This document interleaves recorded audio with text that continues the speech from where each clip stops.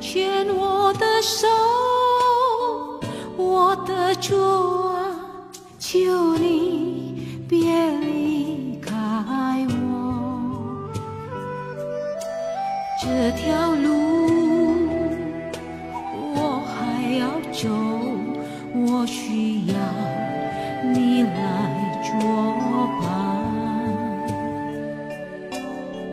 牵我的手，我的主啊，求你别离开我。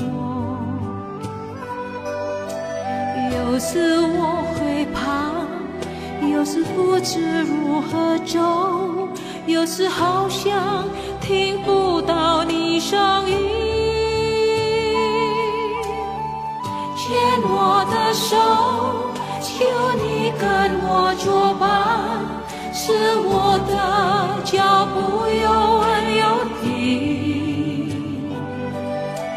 走到你的门前，听到你声音对我说，进来我孩子。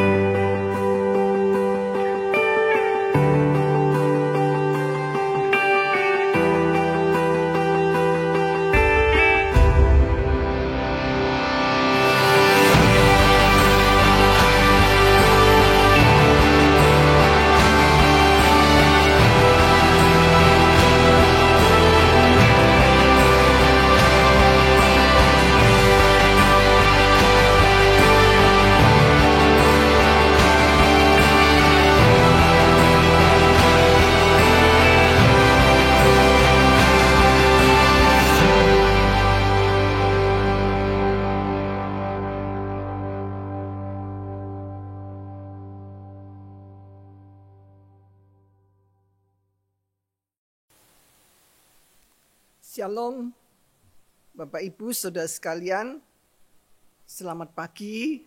Kita bersyukur pada Tuhan kalau pada hari ini Tuhan masih memberi kita kesempatan untuk kita boleh hidup di dunia ini dan bahkan menyambut tahun baru Imlek.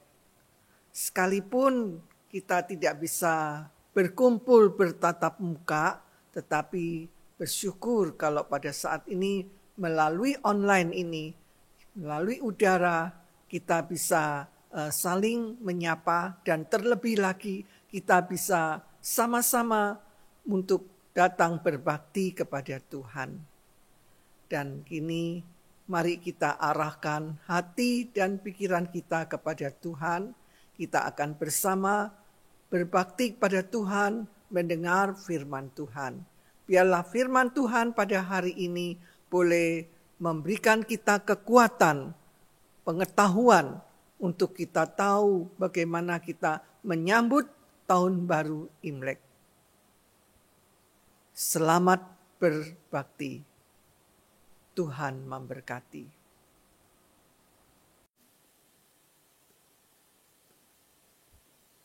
Bapak, Ibu, saudara-saudariku, jemaat Tuhan yang Allah kasihi, Shalom. Saudara-saudaraku yang terkasih, pada hari Jumat tanggal 12 Februari yang lalu, kita masyarakat Tionghoa memperingati akan Imlek atau Tahun Baru Cina. Dan menurut tradisi perayaan Tahun Baru Imlek masih akan berlangsung sampai tanggal 15 di dalam kalender Cina. Dan pada hari ini masih dalam suasana Imlek, tak lupa kami ucapkan Gongxi Dajia, Xingnian Kuaile. Kiranya berkat, anugerah kesehatan, sukacita, dan damai sejahtera Tuhan selalu menyertai kita sekalian.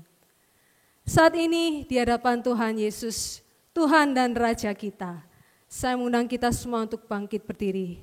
Kita akan bersaat teduh sejenak, merendahkan diri di hadapan Tuhan, menenangkan hati dan pikiran kita dengan menyadari keberadaan Tuhan di dalam ibadah ini. Jemaat dipersilakan berdiri, kita masuk di dalam saat teduh.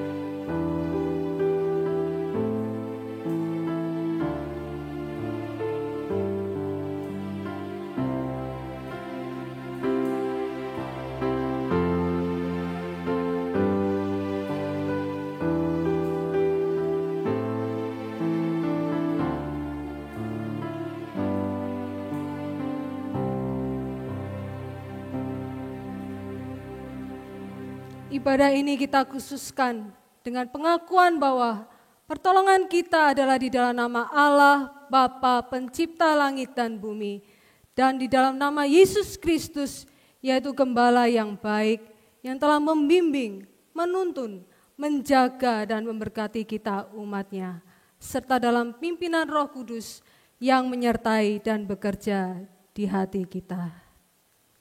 Anugerah dan rahmat serta damai sejahteranya menyertai kita sekalian.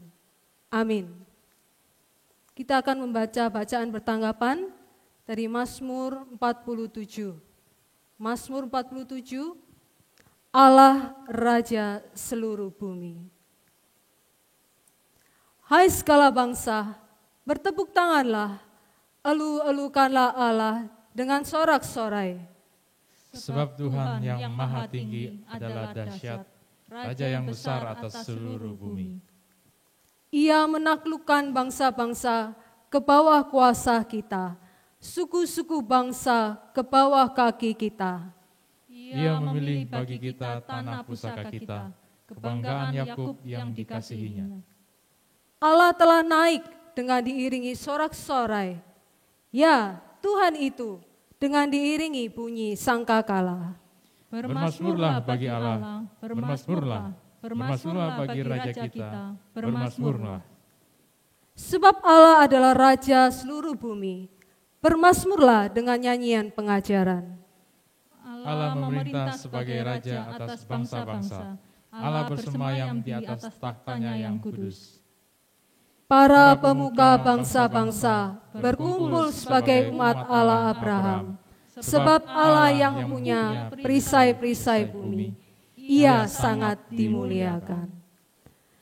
Jemaat yang terkasih, pujian yang akan kita nyanyikan ini diciptakan berdasarkan Wahyu 15 ayat 3 yang berbunyi demikian. Dan mereka menyanyikan nyanyian Musa, hamba Allah, dan nyanyian anak domba. Bunyinya, besar dan ajaib segala pekerjaanmu ya Tuhan Allah yang Maha Kuasa. Adil dan benar segala jalanmu, ya Raja segala bangsa. Mengapa nyanyian Musa dinyanyikan, Bapak Ibu Saudaraku? Nyanyian Musa menceritakan tentang keperkasaan dan kebesaran Tuhan yang ditunjukkan Allah kepada bangsa Mesir pada saat Dia membebaskan umat-Nya dari perbudakan. Bukankah kita pun juga telah dibebaskan dari perbudakan dosa oleh Yesus Kristus? Dan bukankah kita juga seharusnya memberi pujian kepada Allah akan hal itu? Dan mengapa nyanyian anak domba juga dinyanyikan? Nyanyian anak domba menceritakan bagaimana anak domba Allah, yaitu Yesus sendiri, yang telah mati dan disembelih itu karena dosa, karena pelanggaran, kejahatan, kesalahan, dan pemberontakan kita. Nyanyian anak domba juga menceritakan bagaimana oleh kematiannya kita diselamatkan, dibebaskan, disembuhkan, dipulihkan, dan diangkat menjadi anak-anak Allah. Nyanyian anak domba juga berbicara tentang bagaimana Tuhan telah melucuti iblis dan antek-anteknya di atas salib. Dan bagaimana dia juga sudah bangkit untuk membuktikan bahwa dia adalah sang pemenang untuk selama-lamanya. Biarlah kita akan selalu ingat akan apa yang Tuhan Yesus sudah lakukan bagi kita sebagai anak domba Allah. Sehingga kita bisa memuji dan menyembah Dia di setiap waktu kita. Dan biarlah itu boleh berdampak di dalam kehidupan kita sehari-hari. Mari nyanyikan pujian kepada anak Allah. Mulia bagi anak domba.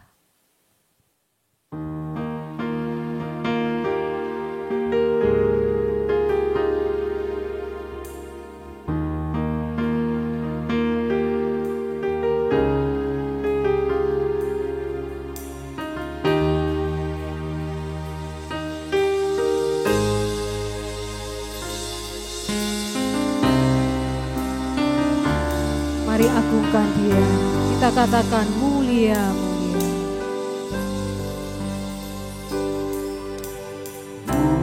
Mulia, mulia bagi anak domba.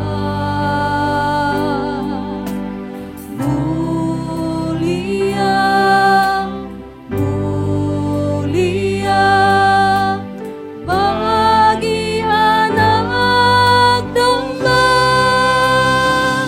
Sebab Engkau mulia dan layak dipuji, yang duduk di tahta dan yang akan memerintah selamanya atas semua yang di bumi. Agungkan Dia, mulia, mulia. Mulia, mulia bagi anak domba. Mulia, mulia, mulia bagi anak domba. Sebab Engkau mulia dan layak dipuji, yang duduk di tahta dan yang akan memerintah selamanya atas semua yang di bumi. Sebab Engkau mulia, mulia dan layak dipuji, yang duduk di tahta dan yang akan memerintah selamanya atas semua yang di bumi. Atas semua yang di bumi. Atas semua yang di bumi.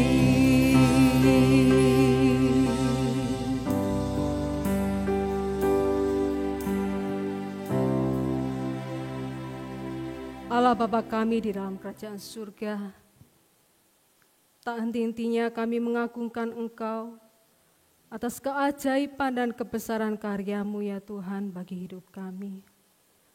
Terima kasih Engkau telah mengaruniakan anak-Mu, Tuhan Yesus Kristus, demi menyelamatkan kami, manusia yang berdosa ini. Saat ini di hadapan-Mu ya Tuhan, dengan penuh kemuliaan itu, kami datang kepadamu dengan keterbukaan hati. Kami sungguh melihat betapa kecil dan hina diri kami ya Tuhan. Kami sungguh menyadari bahwa kami lemah dan terbatas. Kami masih gagal untuk hidup menyenangkan hati-Mu ya Tuhan. Ampunilah setiap dosa dan kegagalan kami ya Tuhan. Sucikan dan layakkan kami, agar Kau berkenan atas ibadah kami pada pagi hari ini. Dan mampukanlah kami, ya Allah Roh Kudus, untuk kami boleh terus berjuang, hidup demi memuliakan nama-Mu ya Tuhan. Kami membawa seluruh keberadaan kami pada hari ini. Hati kami yang haus, hati kami yang lapar akan Engkau. Dan kami nantikan Engkau untuk hadir, menjamah kehidupan kami. Dan kami percaya ya Tuhan, sementara kami menyembah, sementara kami mendengarkan perkataan firman-Mu, kami boleh diberkati oleh Tuhan. Engkau mengubahkan hati kami, memulihkan dan memperbarui hidup kami. Hati kami sungguh terbuka bagi-Mu, dan inilah pujian penyembahan kami yang terbaik yang kami persembahkan hanya untuk menyenangkan hati Tuhan. Biarlah segala hormat, kemuliaan, dan kuasa hanya bagi-Mu ya Tuhan. Hanya di dalam nama Tuhan Yesus Kristus, Juru Selamat kami yang hidup, kami berdoa. Amin. Berita anugerah bagi setiap kita diambil dari Efesus 2 ayat 8-9 yang berbunyi demikian. Sebab karena kasih karunia kamu diselamatkan oleh iman. Itu bukan hasil usahamu, tetapi pemberian Allah. Itu bukan hasil pekerjaanmu. Jangan ada orang yang memegahkan diri. Dan dengarkanlah petunjuk hidup baru yang akan menuntun kita di dalam menjalani kehidupan keseharian kita. Yang terdapat di dalam 1 Petrus 3 ayat 8-12. Dan akhirnya, hendaklah kamu semua seia sekata, seperasaan, mengasihi saudara-saudara, penyayang dan rendah hati. Dan janganlah membalas kejahatan dengan kejahatan, atau caci maki dengan caci maki. Tetapi sebaliknya, hendaklah kamu memberkati, karena untuk itulah kamu dipanggil, yaitu untuk memperoleh berkat. Sebab siapa yang mau mencintai hidup dan mau melihat hari-hari baik, ia harus menjaga lidahnya terhadap yang jahat dan bibirnya terhadap ucapan-ucapan yang menipu. Ia harus menjauhi yang jahat dan melakukan yang baik. Ia harus mencari perdamaian dan berusaha mendapatkannya. Sebab mata Tuhan tertuju kepada orang-orang benar dan telinganya kepada permohonan mereka yang minta tolong. Tetapi wajah Tuhan menentang orang-orang yang berbuat jahat. Kiranya Roh Kudus menolong setiap kita mewujudkan kemuliaan Allah di dalam seluruh hidup dan kesaksian kita di dunia ini. Amin. Jemaat dikasihi Tuhan, Daud pernah merasa berjuang sendirian dalam menjaga kekudusan hidupnya. Sementara dia merasa bahwa Tuhan tidak peduli kepada dia. Kesesakan, kesukaran hidup yang telah menghimpit Daud membuatnya tidak dapat keluar dari sana. Malah justru dia makin terperosok di dalamnya. Dan walaupun harus menunggu lama, Daud dengan ketaatan dan kerendahan hatinya di hadapan Allah, serta pengharapannya yang penuh iman kepada Allah di dalam keadaan yang suram pada saat itu, Daud tetap menanti-nantikan Allah dengan penuh kesabaran, karena dia yakin pastilah dia tidak akan menanti dengan sia-sia. Dan akhirnya oleh anugerah Allah, Daud diberi kelegaan. Allah memenuhi Daud dengan sukacita dan kedamaian karena keyakinannya itu. Dengan berkata seperti yang ia tulis di dalam Mazmur 40 ayat 4a. Ia memberikan nyanyian baru di dalam mulutku untuk memuji Allah kita. Tuhan telah memberi Daud alasan untuk bergirang dan memberi dia hati untuk bersuka cita. Kiranya pengalaman Daud ini dapat menjadi kekuatan bagi setiap kita untuk terus berharap kepada Allah. Dan untuk tujuan inilah dia menuliskannya sekali lagi di dalam ayat 4b, yaitu supaya banyak orang akan melihatnya dan menjadi takut, lalu percaya kepada Tuhan. Kesaksian hidup Daud membuat banyak orang menjadi takut. Kekuatan Allah yang begitu dahsyat membuat dunia gemetar karena timbul rasa takut yang membuat mereka percaya kepada Allah dan membuat mereka takut hidup di dalam dosa. Dan saat ini saya percaya bahwa setiap kita telah mengalami pengalaman-pengalaman iman yang baru bersama dengan Tuhan di sepanjang minggu ini.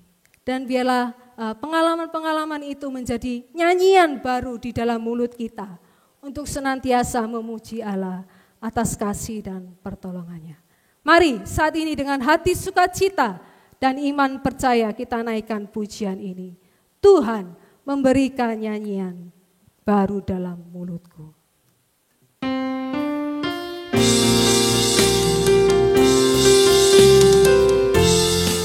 Mari dengan penuh iman kita nyanyikan pujian ini. Tuhan memberikan nyanyian baru dalam mulutku. Tuhan memberikan nyanyian baru dalam mulutku untuk memuji-muji Allah kita. Banyak orang akan melihatnya dan menjadi takut, lalu percaya kepada Tuhan. Tuhan memberikan nyanyian baru. Tuhan memberikan nyanyian baru dalam mulutku untuk memuji-muji Allah kita. Banyak orang akan melihatnya dan menjadi takut, lalu percaya kepada Tuhan. Katakan Yesus cinta saya. Yesus cinta saya, Yesus cinta kamu, Yesus cinta semuanya, firman-Nya digenapi. Yesus cinta saya, Yesus cinta kamu, Yesus cinta semuanya, firman-Nya digenapi. Sekali lagi dengan sukacita katakan, Tuhan memberikan nyanyian baru dalam mulutku untuk memuji-muji Allah kita. Banyak orang akan melihatnya dan menjadi takut, lalu percaya kepada Tuhan. katakan Yesus cinta saya. Yesus cinta saya, Yesus cinta kamu, Yesus cinta semuanya, firman-Nya digenapi. Yesus cinta saya, Yesus cinta kamu, Yesus cinta semuanya, firman-Nya digenapi. Zu Yesu I want. Zu Yesu I want, Zu Yesu I need, Zu Yesu I love, searching Kau semua. Zu Yesu I want, Zu Yesu I need, Zu Yesu I love, searching Kau semua.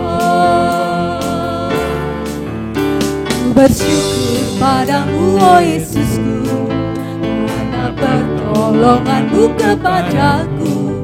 Tiada hari tanpa mengucap syukur, sebab kasih setia-Mu padaku. Ku bersyukur padamu oh Yesusku, karena pertolongan-Mu kepadaku. Tiada hari tanpa mengucap syukur, sebab kasih setia-Mu padaku. Biar bumi pun bergoyang dan langit pun bergoncang, ku kan tetap setia, pegang teguh janji-Mu Tuhanku.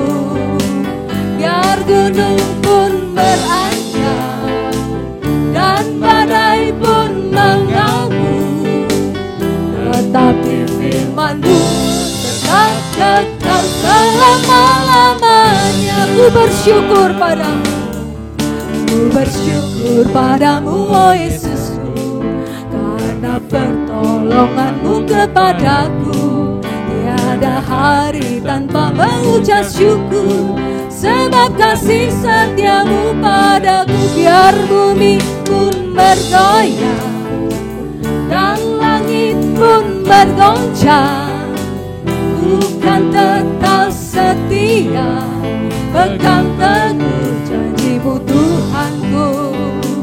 Biar gunung pun beranjak dan badai pun mengamuk, tetapi firman-Mu tetap kekal selama-lamanya.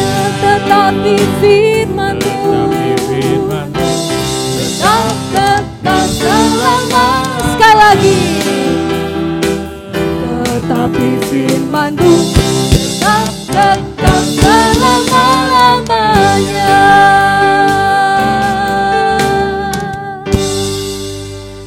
Jemaat terkasih di hadapan Tuhan Yesus, Sang Firman yang kekal itu, dan bersama dengan gereja Tuhan dari segala abad dan tempat di seluruh penjuru dunia ini, mari dengan segenap hati dan mulut kita mengikrarkan pengakuan iman kita dengan mengucapkan bersama. Aku percaya kepada Allah, Bapa yang Maha Kuasa, Khalik langit dan bumi, dan kepada Yesus Kristus anaknya yang tunggal Tuhan kita, yang dikandung dari Roh Kudus, lahir dari anak darah Maria, yang menderita sengsara di bawah pemerintahan Pontius Pilatus, disalibkan, mati dan dikuburkan, turun ke dalam kerajaan maut. Pada hari yang ketiga, bangkit pula dari antara orang mati, naik ke surga, duduk di sebelah kanan Allah, Bapa yang Maha Kuasa. Dan dari sana Ia akan datang untuk menghakimi orang yang hidup dan yang mati. Aku percaya kepada Roh Kudus, gereja yang kudus dan am, persekutuan orang kudus, pengampunan dosa, kebangkitan tubuh, dan hidup yang kekal. Amin. Silakan duduk. Mari kita bersama masuk di dalam doa syafaat. Bapa kami di dalam surga, kami sungguh bersyukur kalau pada pagi hari ini kami diberi kesempatan oleh Tuhan untuk sama-sama boleh belajar dari firman-Mu. Ya Tuhan, kami bersyukur meskipun keadaan kami terpisah satu dengan yang lain, tetapi karena kasih dan anugerah Tuhan yang telah mengikatkan kepada kami sekalian, sehingga kami boleh tetap bisa bersekutu dengan Tuhan. Ya Bapa, kami teringat bagi jemaat kami, saudara-saudara kami, yang mungkin pada hari ini mereka tidak sempat mengikuti ibadah karena halangan mereka masing-masing. Kami berdoa untuk mereka yang sakit ya Bapa. Engkau tilik dan tolong keadaan mereka masing-masing. Jamalah sakit penyakit mereka. Biarlah mereka boleh mengalami kesembuhan yang sempurna dari Tuhan. Kami juga berdoa bagi mereka yang sedang mengalami kesulitan ekonomi. Tuhan, di dalam dunia yang penuh dengan penderitaan, di mana banyak orang yang telah kehilangan mata pencarian mereka, mereka telah kehilangan untuk pemasukan mereka sebagai kebutuhan hidup mereka. Ya Tuhan, tolonglah mereka, bukakanlah jalan buat mereka, berkatilah mereka ya Tuhan. Biarlah mereka semuanya sebagai jemaat Kalam Kudus, mereka diberi berkat oleh Tuhan, dicukupi apa yang menjadi kebutuhan hidup mereka. Kami juga berdoa menyerahkan masa depan gereja kami ke dalam tangan Tuhan. Meskipun ya Tuhan, dunia saat ini penuh dengan penderitaan, banyak orang yang di dalam kekurangan, bahkan gereja-gereja Tuhan mungkin juga mengalami defisit. Tapi kami tahu dan kami percaya bahwa Tuhan Kepala Gereja, Engkau tidak akan membiarkan rumah Tuhan kekurangan, melainkan Tuhan yang terus melimpahkan berkat-Mu sehingga rumah Tuhan tetap bisa tercukupi segala kebutuhan hidupnya. Dan Engkau juga yang memberkati semua jemaat kami. Biarlah jemaat kami ini di dalam berkat Tuhan, mereka bisa juga mendukung untuk pekerjaan Tuhan. Kami berdoa juga menyerahkan negara kami Indonesia ke dalam tangan Tuhan. Ya Tuhan, di dalam awal tahun ini begitu banyak musibah terjadi, baik itu pesawat yang jatuh, musibah banjir, tanah longsor, gunung berapi, dan lain sebagainya, yang sudah membawa merenggut begitu banyak jiwa ya Tuhan. Mereka sedang menderita kekurangan, mereka ada yang mati. Oh Tuhan, banyak orang yang mengalami penderitaan ini. Kiranya Tuhan sendiri yang akan memberikan penghiburan dan kekuatan, supaya mereka semua dilindungi oleh Tuhan, diberi kekuatan oleh Tuhan, untuk mereka bisa menghadapi jalan hidup yang penuh dengan penderitaan ini. Tuhan, kuatkanlah iman seluruh jemaat kami ya Bapa. Sekalipun hidup di dalam dunia tidak mudah, tetapi kami tahu Tuhan Yesus, Engkau gembala kami yang baik. Engkau tidak meninggalkan kami. Engkau akan memberkati kami, Engkau yang akan senantiasa memelihara kehidupan kami. Terima kasih ya Tuhan, kami berdoa menyerahkan masa depan gereja kami ini ke dalam tangan Tuhan. Biarlah Tuhan yang terus mencukupi kebutuhan hidup gereja ini, supaya gereja kami tetap menjadi wadah untuk memenangkan lebih banyak jiwa buat Tuhan. Dan bahkan Tuhan yang akan memberkati seluruh pekerjaan bisnis dari jemaat, supaya seluruh jemaat kami di dalam Tuhan tidak kekurangan sesuatu. Terima kasih ya Bapa, kami mau menyerahkan ibadah kami selanjutnya ke dalam tangan Tuhan. Biarlah Tuhan yang tetap pimpin dan berkati, dan Tuhan sendiri yang akan dipermuliakan melalui ibadah Imlek pada pagi hari ini. Kami sekalian boleh dikuatkan iman kami, dan juga kami boleh tetap hidup di dalam jalan Tuhan. Terima kasih ya Bapa. Kami berdoa di dalam nama Yesus Kristus, Juru Selamat kami yang hidup. Amin.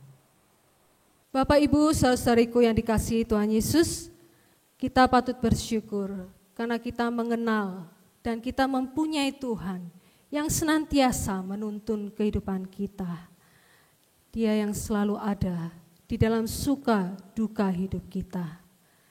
Janji-janjinya tidak berubah dan berkat-Nya selalu tersedia untuk setiap kita. Biarlah di tahun baru Imlek ini kita meletakkan kembali pengharapan kita kepada Tuhan, bahwa dalam setiap langkah hidup kita ada anugerah.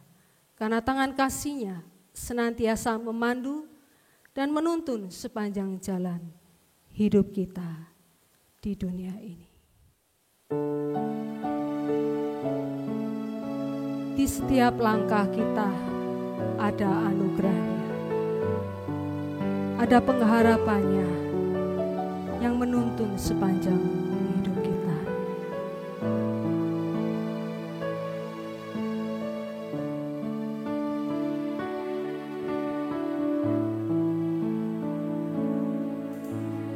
Kaulah Tuhanku, penuntun hidupku, di gunung, di lembah, menyertai selalu, di lautan manusia, Kau mengenaliku. Janjimu tak berubah, berkat-Mu di hidupku. Setiap langkahku ada anugerah-Mu, tanda kasih-Mu pandu di hidupku. Setiap langkahku ada pengharapan, tanda kasih-Mu tuntun sepanjang hidupku. Katakanlah, Kaulah Tuhan, Kaulah Tuhanku, penuntun hidupku, di gunung, di lembah, menyertai selalu, di lautan manusia, Kau mengenaliku. Janji-Mu tak berubah, berkat-Mu di hidupku. Setiap langkahku ada anugerah-Mu, tanda kasih-Mu pandu di hidupku. Setiap langkahku ada pengharapan, tanda kasih-Mu tuntun sepanjang hidupku. Ibu ya ibu, 就是恩典之路，你爱你手将我紧紧抓住。一步又一步，这是盼望的路。你爱，你手将我走这人生路。Setiap langkahku, setiap langkahku ada anugerah-Mu, tanda kasih-Mu pandu di hidupku. Setiap langkahku ada pengharapan, tanda kasih-Mu tuntun sepanjang hidupku. Tangan kasih tuntun sepanjang hidupku.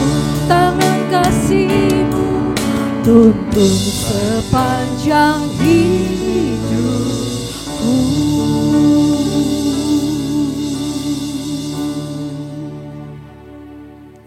Hari ini firman Tuhan akan disampaikan oleh hambanya yang setia, Pendeta Yosef Theo. Selamat hari Minggu, seluruh jemaat Gereja Kristen Kaleb Kudus Kemayoran Baru Surabaya. Hari ini spesial kebaktiannya ya. Kebaktiannya bernuansa tahun baru Imlek. Jadi bolehlah saya mau mengatakan begini. Happy Chinese New Year. 新年快乐，上帝祝福你们. Ya Tuhan memberkati seluruh jemaat Kaleb Kudus Surabaya. temanya juga menarik hari ini. Iman Kristen dan kerbau. Ya, mungkin bingung. Loh, iman Kristen sama kerbau. Betul, karena menurut kalender Tionghoa, tahun ini adalah 2572. Jadi bukan 2021, tapi 2572. Dan ini adalah tahun baru kerbau logam. Nah, kita mau bahas nih, apa sih artinya kerbau? Lalu bagaimana dari sudut iman Kristen ini? Semoga kita dapat berkat dari tahun baru kerbau, ya.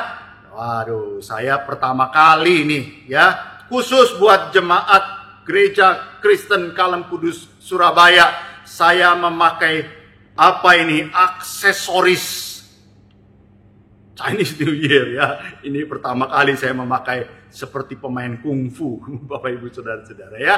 Tuhan memberkati kita. Mari kita siapkan hati kita berdoa terlebih dahulu. Sebagai warga Tionghoa Indonesia, kami mau merayakan, ya Tuhan, sederhana Chinese New Year, tahun baru Imlek. Tetapi sebagai warga Kristen Tionghoa Indonesia, kami ingin merayakan seturut dengan apa firman Tuhan katakan. Kami tidak merayakan jauh menyimpang dari kebenaran iman Kristen. Tuhan kiranya berkati kami, semua jemaat boleh mengerti makna tahun baru Imlek, boleh mengerti makna, dan kami mau menerawang, kami mau meneliti, kami mau mencoba melihat tahun baru kerbau dari sudut iman Kristen. Dalam Tuhan Yesus kami berdoa. Amin.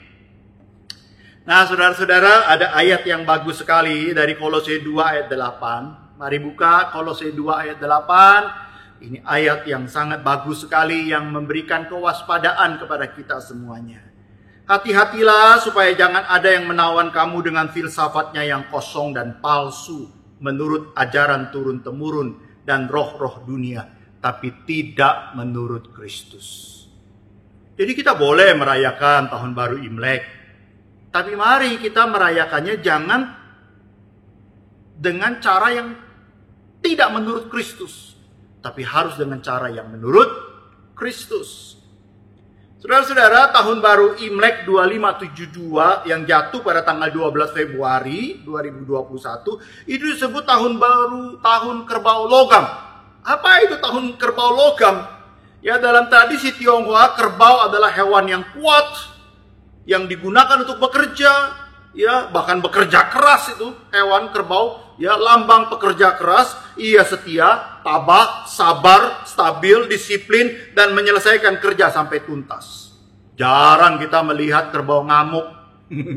Jarang, Bapak Ibu Saudara-saudara. Kerbau adalah binatang yang stabil, ya, disiplin, ya, dan dia kerjakan, selesaikan dengan tuntas. Kerbau itu adalah binatang pekerja keras. Kerja kerasnya itu di sawah lagi, ya. Kerja kerasnya di sawah, yaitu sumber kehidupan manusia. Sehingga boleh disebut kerbau itu bekerja untuk memelihara kehidupan manusia. Kita banyak hutang budi sama kerbau sebetulnya. Ya, oleh karena dia membajak sawah, ya, dia melakukan untuk memelihara kehidupan manusia. Nah, tahun 2572 atau 2021 adalah tahun di mana manusia harus lebih kerja keras katanya. Nah, Bapak Ibu boleh baca itu, ya, banyak artikel-artikel. Katanya tahun kerbau itu artinya kita mesti lebih kerja keras, tapi juga lebih setia, lebih tabah, lebih sabar, lebih stabil, lebih disiplin, dan kerjakan sampai tuntas. Jadi tahun COVID katanya, ya, sekarang ini, ya, COVID juga belum tahu kapan akan berakhir dan sebagainya. Tapi jangan pernah menyerah seperti kerbau, harus terus-menerus kerja dan betul-betul kerja keras menangani, kompak bersama-sama dan sebagainya. Saya kira ini baik, Bapak Ibu. Bagaimana kekristenan mengajarkannya? Kekristenan juga mengajarkan demikian? Ya, bukankah Tuhan Yesus ajarkan tentang kerja keras, setia, tabah, sabar, disiplin, dan menyelesaikan kerja sampai tuntas? Itu kan Tuhan Yesus ajarkan juga demikian, Bapak Ibu Saudara-saudara. Ya, mari kita coba lihat satu persatu. Orang Kristen dan kerajinan. Jadi kalau bilang iman Kristen dan kerbau, maka yang pertama subnya adalah orang Kristen dan kerajinan. Roma 12 ayat 11 bilang, janganlah hendaknya kerajinanmu kendor, biarlah rohmu menyala-nyala dan layanilah Tuhan. Jadi kerja keras itu adalah ajaran Tuhan Yesus Kristus. Janganlah hendaknya kerajinanmu kendor. Kendor itu dari kata Yunani okneros. Apa itu okneros? Artinya adalah malas setengah hati. Janganlah hendaknya kamu malas. Janganlah hendaknya kamu setengah hati. Kerja malas, kerja setengah hati, melayani setengah hati, bisnis setengah hati. Ya semuanya menjadi tidak ada majunya, tidak ada perkembangannya. Kenapa? Karena kita nggak ada hati kok. Pekerjaan apa yang paling powerful? Masakan apa yang paling powerful? Pekerjaan apa yang paling indah? Rumah tangga apa yang paling indah? Rumah tangga siapa yang paling indah? Pelayanan apa yang paling diberkati Tuhan? Semuanya itu adalah pelayanan yang dengan hati. Pelayanan dengan hati. Masakan apa yang paling enak? Masak dengan hati, ya. Masak dengan cinta kasih. Bekerja apa yang paling hebat? Bekerja dengan hati, saudara-saudara. Bekerja dengan hati, dengan tanpa kendor dan sebagainya. Apa itu bernyala-nyala? Zio, artinya mendidih terus-menerus. Semangat terus-menerus. Seperti air mendidih. Blub, blub, blub, blub, blub, terus seperti begitu. Apa itu? Semangat dan menyenangkan. Betul, tahun kerbau. Orang Kristen malas. Gak bisa meninggalkan jejak yang bagus untuk dunia ini, untuk lingkungan kita. Tahun kerbau, sebelum ada tahun kerbau, orang Kristen memang diajarkan untuk jangan kendor semangat kita. Terus menyala-nyala, melayani dengan menyala-nyala, melayani dengan semangat, melayani tidak boleh malas, melayani tidak boleh setengah hati, bekerja, berdagang, buka toko, rumah tangga, studi, belajar, semuanya dengan semangat yang menyala-nyala. Itu baru menjadi berkat bagi setiap orang. Ada kisah seorang ayah yang berpesan kepada kedua anaknya. Ini ayahnya mau meninggal dunia, dia pesan kepada sulung dan kepada bungsu. Dia panggil dua anaknya. Papa sudah mau, rasanya gak lama lagi. Papa cuma pesan dua kepada kamu, sulung dan bungsu. Yang pertama, jangan kena matahari. Yang kedua, jangan pernah kamu tagih hutang. Dua anaknya bingung. Hah? Ini pesan yang lucu. Jangan kena matahari. Jangan pernah tagih hutang. Ayahnya meninggal dunia. Bertahun-tahun kemudian, si sulung bangkrut, miskin. Ditanya sama ibunya, mengapa kamu jadi begini, nak? Ma, bu, ini semua gara-gara pesan papa. Ini gara-gara pesan ayah, maka saya bangkrut. Loh, kenapa pesan ayah? Ayah bilang jangan kena matahari. Jangan pernah kena sinar matahari. Maka kemana-mana saya naik mobil. Kemana-mana saya naik mobil, kemana-mana saya jaga diri supaya tidak kena matahari dan sebagainya. Saya tidak mau naik motor, saya tidak mau naik bus, kena debu dan lain sebagainya. Saya naik mobil dan selalu mobil yang terbaik dan sebagainya. Yang kedua, saya tidak pernah tagih utang. Ada orang datang hutang, saya kasih, saya tolong dengan budi baik saya. Tapi tidak pernah saya tagih dan sebagainya. Sekarang bangkrut. Tapi si bungsu, Bapak Ibu, dia kaya, dia sukses. Ibunya tanya, kenapa engkau sukses, bungsu? Aku sukses, Ma. Aku berterima kasih karena ayah memberikan pesan yang baik. Wasiat yang baik. Pesan apa? Jangan pernah kena matahari. Karena ayah bilang jangan pernah kena sinar matahari. Maka saya pergi kerja sebelum matahari terbit. Dan saya pulang setelah matahari terbenam. Aman, saya nggak pernah kena sinar matahari. Anda melihat bukan? Yang kedua, saya tidak pernah tagih hutang, Ma. Saya tidak pernah tagih hutang. Karena saya nggak pernah kasih hutang kepada siapapun. Ada yang datang mau utang, saya kasih secukupnya. Dia mau utang 1 juta, saya kasih 100.000. Sudah, kamu peganglah. Nggak usah utang. Supaya kamu juga jadi beban, saya pun juga tidak jadi beban. Saya tidak pernah tagih hutang. Ya memang, karena saya tidak pernah kasih hutang. Nah kalau saya tidak pernah kasih hutang, ya otomatis saya tidak akan pernah tagih hutang. Itu kuncinya. Semuanya spiritnya di mana? Karena si bungsu ini selalu mau rajin dan berpikir dengan taktis, strategis bagaimana saya berhasil. Kenapa ada serok yang menyala-nyala? Tapi si sulung ini mau gampang, mau enak-enak dan sebagainya. Sehingga warisan berapapun habis terus-menerus dan sebagainya. Karena apa? Kemalasan, tapi berlindung di balik berbagai alasan dan sebagainya. Bapak, Ibu, Saudara-saudara, kerja kita, dagang kita, melayani di gereja, jangan malas, Saudara-saudara. Saudara tahu filosofi ikigai? Itu filosofi Jepang. Iki itu adalah hidup. Gai itu artinya alasan.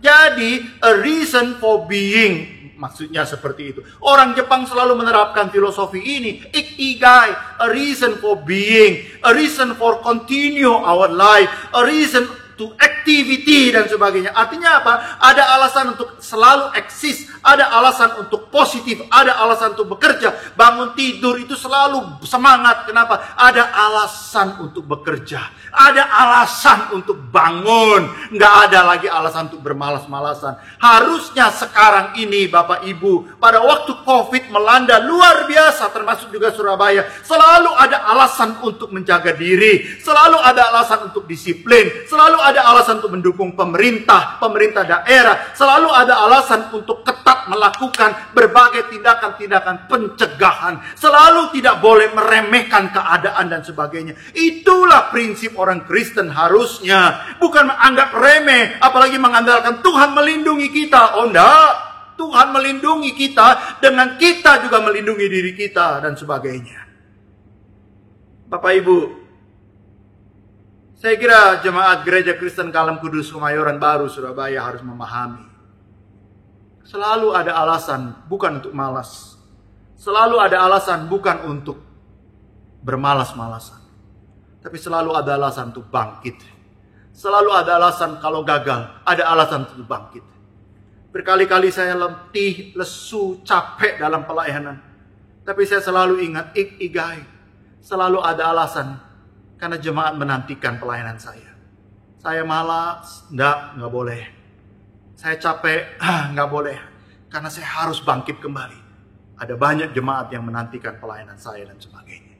Dan selalu ada semangat bergelora kembali sampai dengan saat ini. Bapak, Ibu, Saudara-saudara, mari kita menjadi seorang yang bagaimana? Yang rajin. Kekristenan itu identik dengan kerajinan. Kekristenan tidak identik dengan kemalasan. Kekristenan tidak identik dengan setengah-setengah hati, ya, panas, dingin, ya, hitam, putih, tidak ada suam-suam dan sebagainya. Begitu kan Wahyu pasal 2, jemaat di Efesus. Itu sebabnya Bapak, Ibu, Saudara-saudara, kekristenan itu menjadi satu titik sentral penting bagi setiap orang yang bekerja rajin bagi kemuliaan Tuhan. Yang kedua, orang Kristen dan kesetiaan. Wahyu 2 ayat 10b, hendaklah engkau setia sampai mati dan aku akan mengaruniakan kepadamu mahkota kehidupan. Orang Kristen dan kerajinan, orang Kristen dan kesetiaan. Ingat tahun kerbau. Iman Kristen dan kerbau itu sama dengan iman Kristen dan kesetiaan. Iman Kristen dan kesetiaan. Orang Kristen setia, orang yang tidak setia, dia bukan murid Tuhan. Memang barangkali dia orang Kristen, tapi dia belum menjadi murid Tuhan dan sebagainya. Saya mau baca gaya hidup orang bahagia. Saya bacakan saja ini. Ini bagus sekali. Satu survei.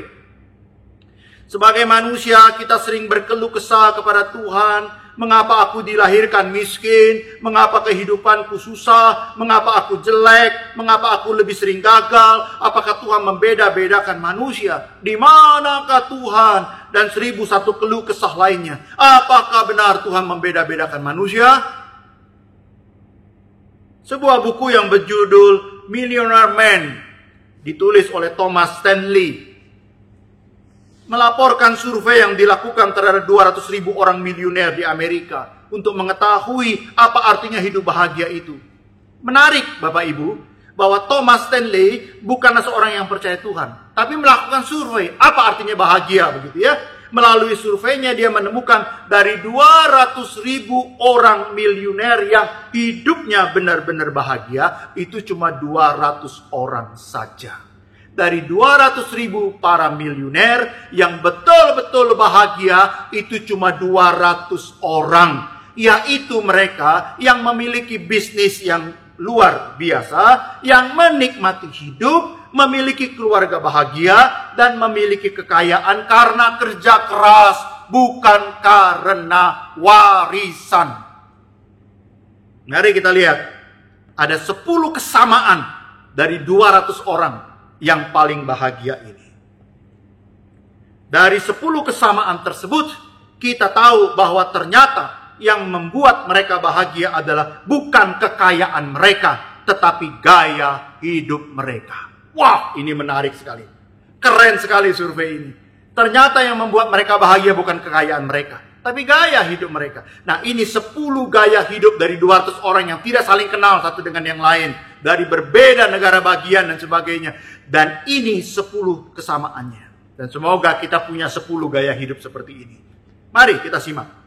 Yang pertama, 200 orang yang paling bahagia itu adalah hemat dan bijaksana.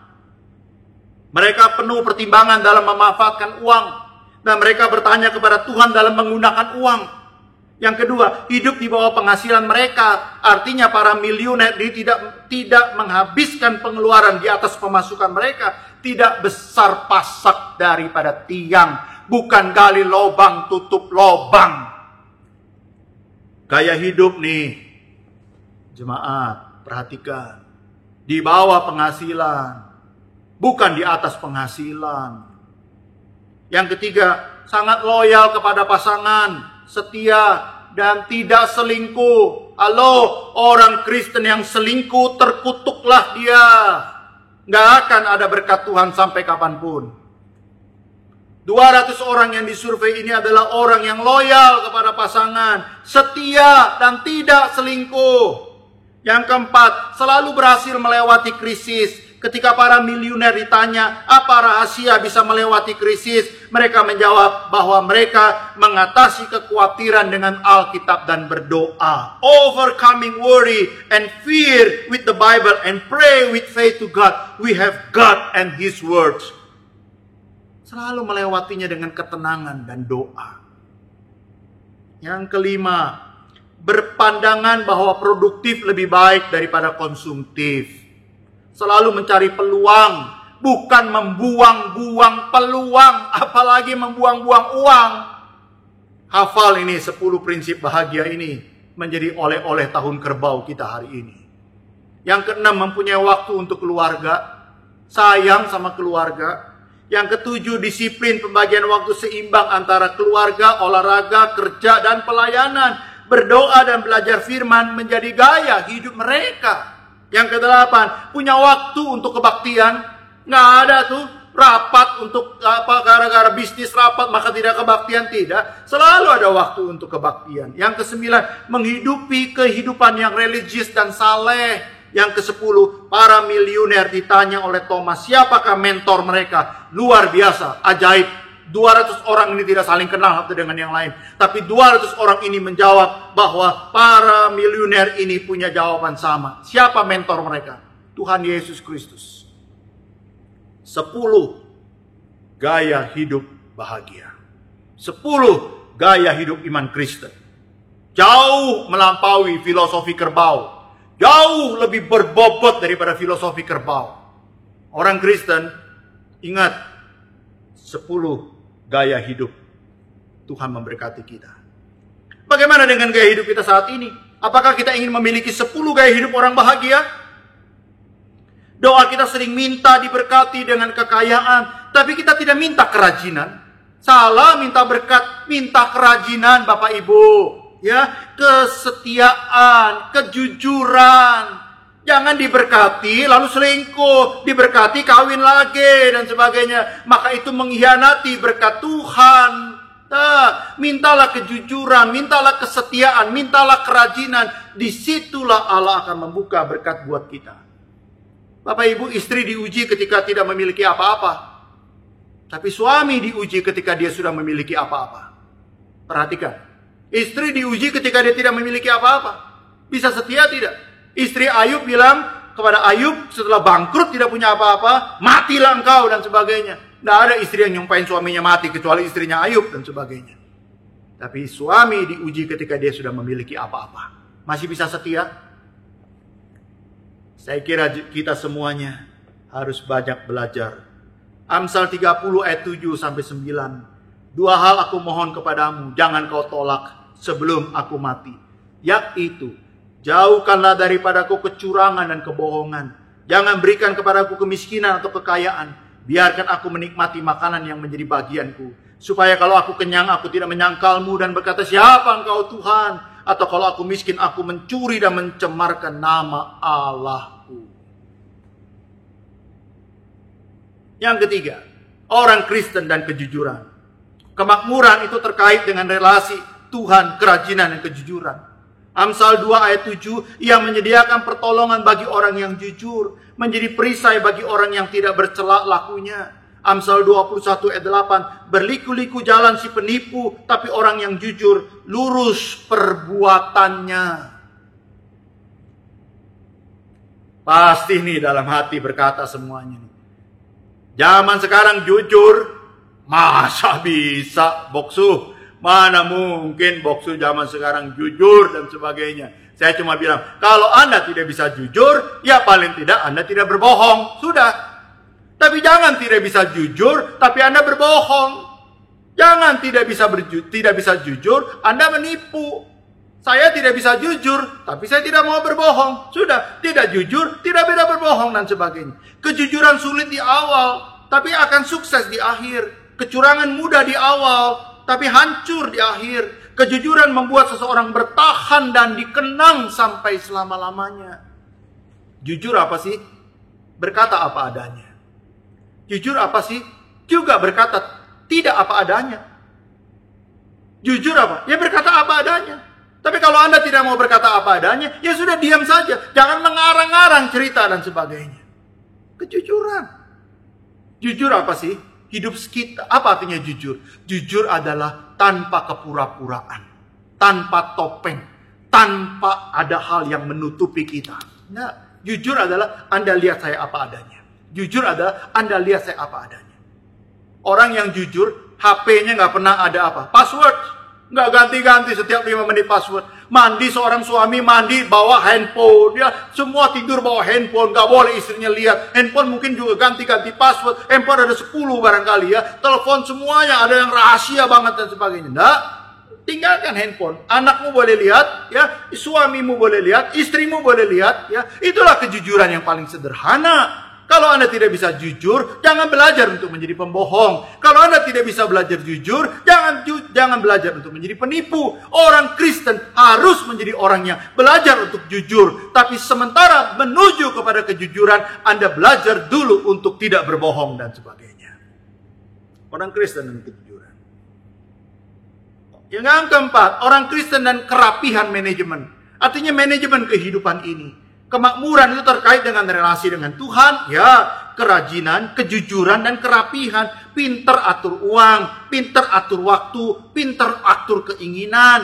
Ini keinginan atau kebutuhan. Kalau bukan kebutuhan, tinggalkan. Kalau cuma sekedar keinginan. Kalau toh kebutuhan, belajar baik-baik. Apakah harus dipenuhi sekarang atau tidak? Orang-orang yang sukses, orang-orang yang hebat adalah orang-orang yang memiliki time manajemennya bagus sekali.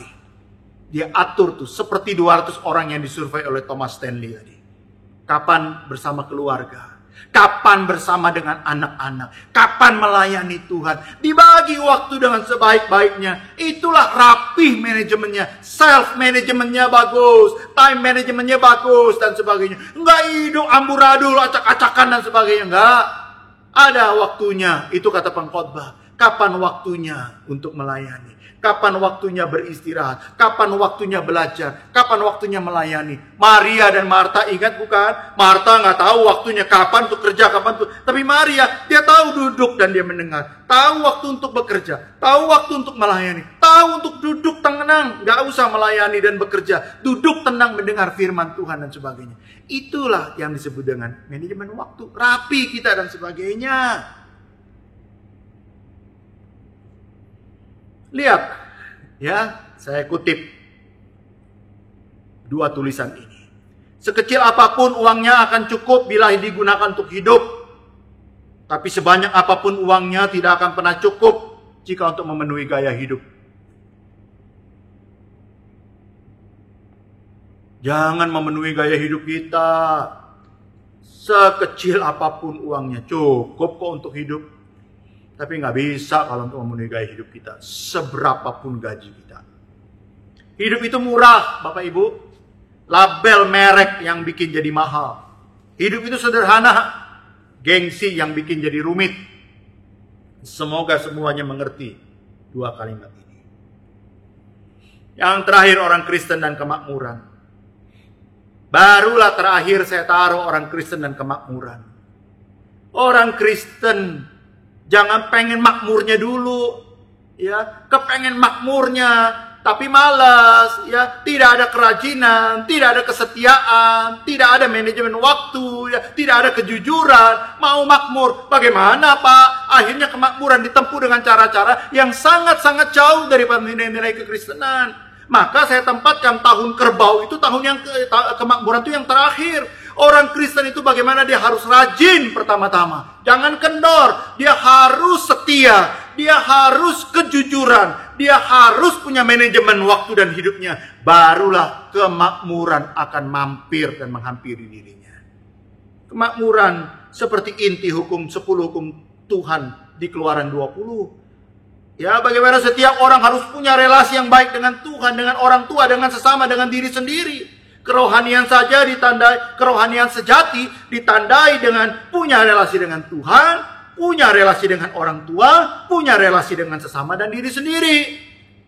Orang Tionghoa itu mengajarkan bagaimana harus hormat kepada orang tua. Orang Tionghoa mengajarkan rawat orang tuamu sampai dia kakek-kakek dan nenek-nenek. Kenapa? Karena engkau sudah merawatnya. Karena engkau sudah dirawat oleh orang tuamu dan sebagainya. Banyak orang cinta Tuhan tapi tidak cinta orang tuanya. Banyak orang rela sumbang ke gereja tapi tidak merawat orang tuanya. Jangan sumbang gereja kalau engkau tidak sumbang orang tuamu. Tidak merawat orang tuamu. Tidak menjaga orang tuamu dan sebagainya. Apa itu kemakmuran? Kemakmuran berawal ketika engkau punya relasi dengan Tuhan. Kemakmuran itu berawal ketika engkau punya relasi dengan orang tuamu baik, keluargamu baik, familimu baik, dan sebagainya. Itu di situ muncul. Kemakmuran bukan turun dari langit, hantam, enggak. Tapi kemakmuran itu adalah dari relasi Tuhan. Kita dengan Tuhan yang baik. Kiranya Tuhan boleh memberkati kita semuanya bersama-sama. Ya. Mengapa Bapak Ibu, ya, di Chinese New Year itu selalu ada jeruk.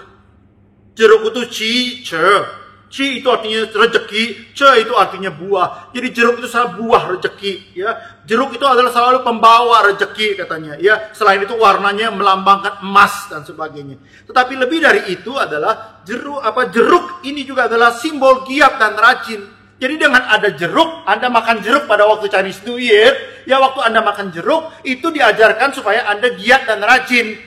Supaya jeruk itu membawa rezeki kepadamu, dan akhirnya engkau memiliki kemakmuran. Jadi pada waktu engkau makan jeruk, engkau dilatih dan diingatkan untuk giat, rajin, dan jujur, dan akhirnya apa yang terjadi? Disitulah Anda betul-betul tidak punya waktu untuk bermalas-malasan. Dan akhirnya kemakmuran menghampiri kita semuanya. 2 Tesalonika 3:10-11 itu berkata apa? Sebab pada waktu aku berada di antara kamu, kami memberi peringatan kepada kamu. Jika seorang tidak mau bekerja, janganlah dia makan. Paulus keras sekali ngomong nih. Kalau nggak kerja, jangan makan. Jangan cuma minta-minta, ngarep-ngarep, belas kasihan dari orang, ya. Bahkan kalau nggak dapat dari orang, menipu, merampas, membohong dan sebagainya. Nah, orang Kristen itu dia harus memiliki kesetiaan dan kejujuran dan rajin ya di situ. Jangan kerjanya minta-minta, ngarep-ngarep dan sebagainya. Tapi kita minta Tuhan beri kepada kita jiwa yang bernyala-nyala. Tuhan berikan kepada kita jiwa yang setia. Tuhan berikan kepada kita iman yang jujur dan memiliki time management yang baik. Maka Tuhan akan memberkati kita. Kesimpulannya, Kekristenan mengajarkan kita 5 hal. Di tahun baru Imlek, tahun baru kerbau logam, kekristenan mengajarkan 5 hal. Kerajinan, orang Kristen dan kesetiaan. Mengajarkan orang Kristen dan kejujuran. Mengajarkan orang Kristen kerapihan hidup manajemen. Dan orang Kristen akan makmur. Oleh karena apa? Dia rajin, dia setia, dia jujur, dia rapi manajemennya. Baru dia ada kemakmuran dan sebagainya. Tapi kalau dia tidak rajin, tidak setia, tidak jujur, tidak ada kerapian manajemen, bagaimana kemakmuran mau menghampiri Anda? Tuhan memberkati semua, saudara-saudara. Mari kita berdoa. Tuhan Yesus, di tahun kerbau 2572, kami mau berdoa ya Tuhan, seturut dengan ajaran-Mu ya Tuhan Yesus. Ajar kepada kami kerajinan, ikigai, selalu ada alasan untuk rajin, selalu ada alasan untuk semangat, selalu ada alasan untuk bekerja, selalu ada alasan untuk bersemangat dalam hidup ini. Tidak ada alasan untuk malas, tidak ada alasan untuk malas, tidak ada alasan untuk hanya bersantai-santai dalam kehidupan ini. Ajar kepada kami roh yang menyala-nyala dalam bekerja, dalam melayani Tuhan. Ajar kepada kami juga dengan kesetiaan kami.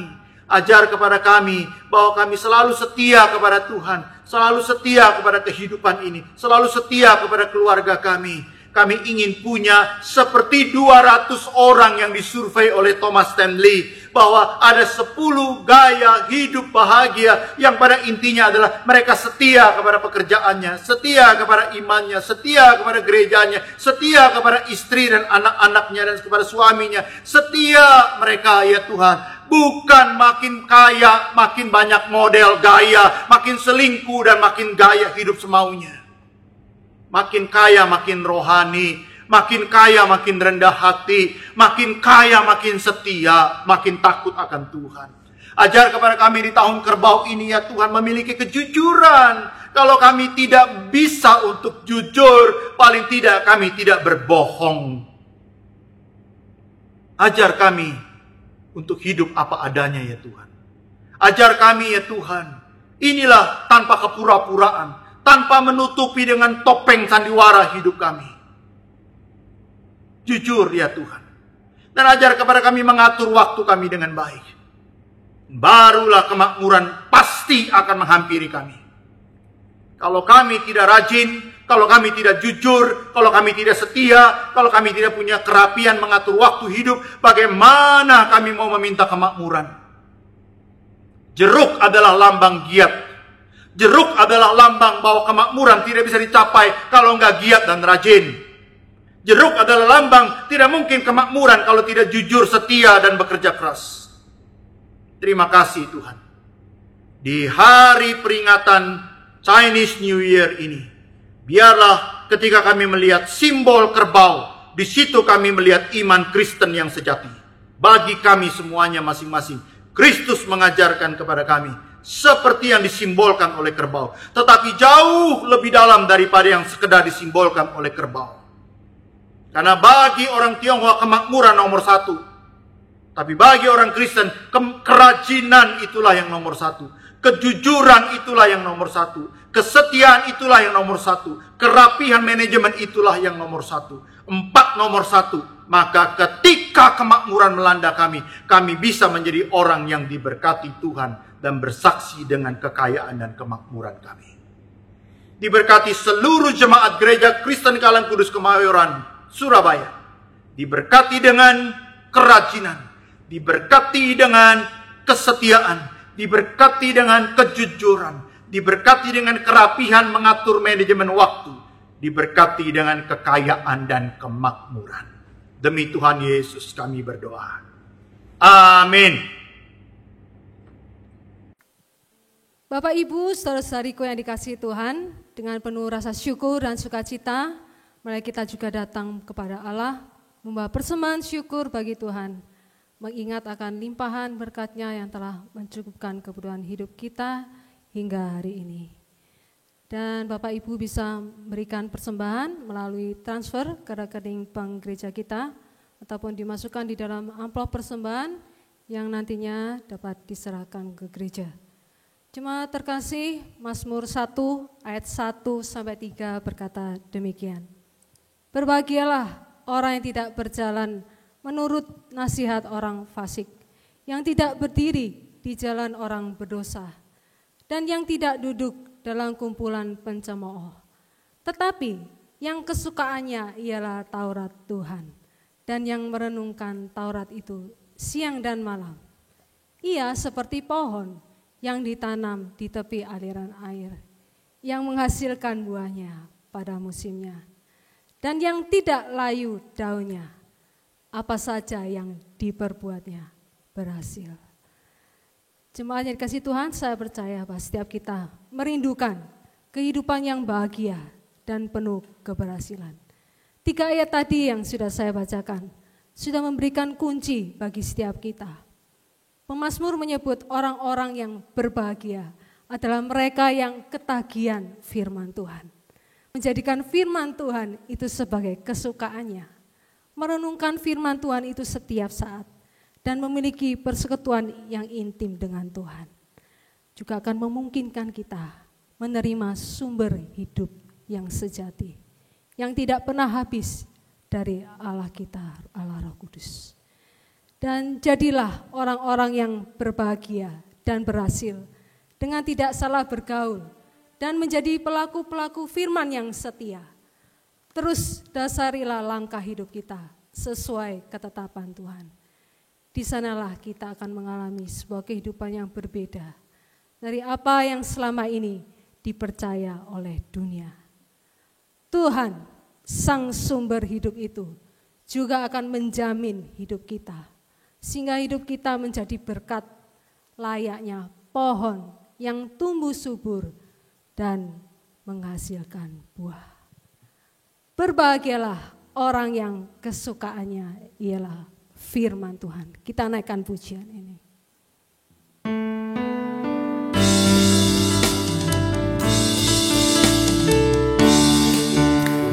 Mari dengan tepuk tangan dan penuh sukacita kita mau menjadi orang-orang yang berbahagia. Berbahagialah orang yang kesukaannya ialah firman Tuhan dan yang merenungkannya siang dan malam. Ia seperti pohon yang ditanam di tepi aliran air. Ia menghasilkan buahnya pada musimnya, dan yang tidak layu daunnya. Apa saja yang diperbuatnya pasti berhasil. Berbahagialah, berbahagialah orang yang kesukaannya ialah firman Tuhan dan yang merenungkannya siang dan malam. Ia seperti pohon yang ditanam di tepi aliran air. Ia menghasilkan buahnya pada musimnya, dan yang tidak layu daunnya. Apa saja yang diperbuatnya pasti berhasil. Dan yang tidak layu, dan yang tidak layu daunnya. Apa saja yang diperbuatnya pasti berhasil.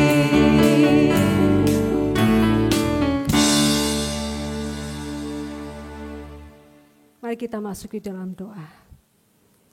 Bapa di dalam surga, kembali kami datang mengucap syukur atas berkat jasmani yang telah Kau berikan kepada setiap kami. Terima kasih kami masih dapat memberikan persembahan syukur kami ini kepadamu ya Tuhan. Kiranya Engkau sucikan, berkati persembahan kami. Besar ataupun kecil persembahan yang telah kami berikan. Kiranya itu boleh bermanfaat bagi perluasan kerajaan surgamu ya Tuhan. di permukaan bumi ini. Dan biarlah kami terus belajar untuk mempersembahkan hidup kami sebagai persembahan yang hidup, yang kudus dan yang berkenan bagi-Mu ya Tuhan. Inilah doa kami ya Tuhan, yang kami bawa hanya di dalam nama Tuhan Yesus, Juru Selamat kami yang hidup. Amin. Segala sesuatu adalah dari Dia, dan oleh Dia, dan kepada Dia. Bagi Dialah kemuliaan sampai selama-lamanya. Doksologi.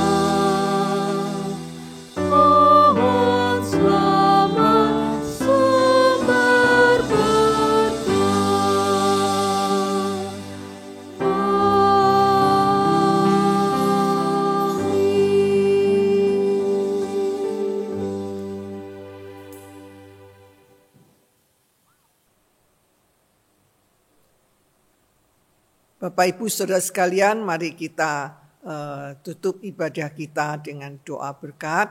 Kami persilakan Bapak Ibu bisa berdiri, kita arahkan hati dan pikiran kita kepada Tuhan dan terimalah berkat-Nya. Tuhan memberkati dan melindungi kita. Tuhan menyinari kita dengan wajah-Nya dan memberi kita kasih karunia. Tuhan juga menghadapkan wajah-Nya kepada setiap kita dan memberi pada kita semua damai sejahtera, sukacita surgawi, hari ini bahkan sampai selama-lamanya. Amin.